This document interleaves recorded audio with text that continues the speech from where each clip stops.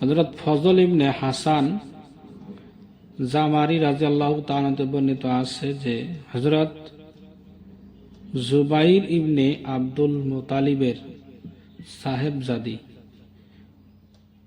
দ্বয়ের মধ্য হইতে হযরত উম্মে হাকাম রাদিয়াল্লাহু তাআলা আনহা অথবা হযরত জুবাইদা রাদিয়াল্লাহু তাআলা আনহা এক ঘটনা বর্ণনা করিয়াছেন যে নবী করিম সাল্লাল্লাহু আলাইহি সাল্লামের নিকট কয়েকজন কয়েদি আসিল।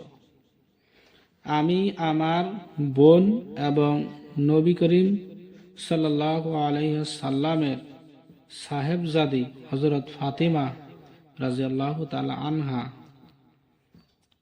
আমরা এই তিনজন তাহার খেদমতে উপস্থিত হইয়া নিজেদের কষ্টের কথা বলিলাম এবং খেদমতের জন্য কয়েকজন কয়েদি চাহিলাম। রাসূলুল্লাহ সাল্লাল্লাহু আলাইহি সাল্লাম বলিলেন, খাদেম পাওয়ার ব্যাপারে বদরের যুদ্ধের ইতিমগণ তোমাদের অপেক্ষা অগ্রপূর্ণ। অতএব আমি তোমাদেরকে খাদেম অপেক্ষা উত্তম জিনিস বলিয়ে দিতেছি।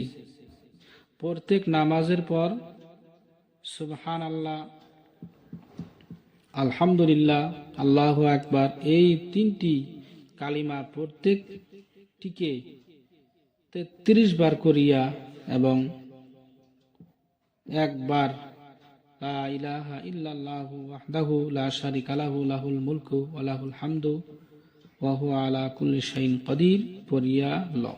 আবু দাউদ।